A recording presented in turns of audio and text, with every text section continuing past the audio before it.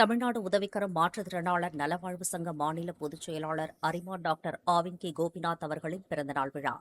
தமிழ்நாடு உதவிக்கரம் மாற்றுத்திறனாளர் நல்வாழ்வு சங்கத்தின் மாநில பொதுச் செயலாளரும் பன்னாட்டு அரிமா சங்க மாற்றுத்திறனாளர் நலனிற்கான அரிமா மாவட்ட தலைவரும் மாற்றுத்திறனாளிகள் உரிமைகள் நல சமூக ஆர்வலருமான அரிமா டாக்டர் ஆவின் கே கோபிநாத்தின் பிறந்தநாளை முன்னிட்டு கடந்த 11/7/2026 சனிக்கிழமையன்று காலை சென்னை தியாகராய நகர் சவுத் வெஸ்ட் போக் ரோடில் அமைந்துள்ள ஸ்ரீ கிருஷ்ணர் கோவிலில் சிறப்பு அபிஷேகமும் அன்னதான நிகழ்வும் நடைபெற்றது.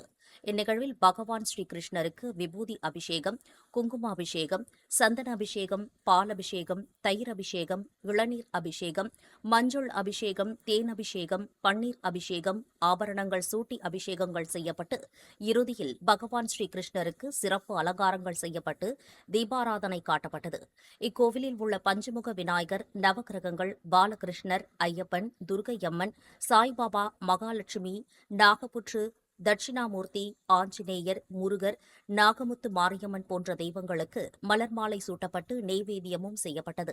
பகவான் ஸ்ரீ கிருஷ்ணர் திருக்கோவில் நிர்வாகம் சார்பாக பூஜை செய்யப்பட்ட பிரசாதங்களை ஆலயத்தின் தர்மகர்த்தா திரு மோகன் ஐயா அவர்களும், கோவில் அர்ச்சகர் திரு சுரேஷ் அவர்களும் அரிமா டாக்டர் ஆவின் கே கோபிநாத்திற்கு வழங்கி மாலை அணிவித்து மரியாதை செய்தனர்.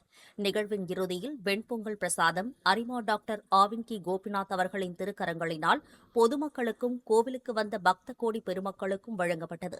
இந்நிகழ்வில் அரிமா டாக்டர் ஆவின் கே கோபிநாத் அவர்களின் தாயார் திருமதி ஜெயலட்சுமி கிருஷ்ணன், சகோதரி திருமதி அலமேலு கமலக்கண்ணன், மனைவி திருமதி தனலட்சுமி கோபிநாத், மகன் கணினி பொறியாளர் திரு வி.ஜி. நிஷோக் ஆகியோர் கலந்து கொண்டு சிறப்பித்து பகவான் ஸ்ரீ கிருஷ்ணர் அவர்களின் திருவருளை பெற்றனர்.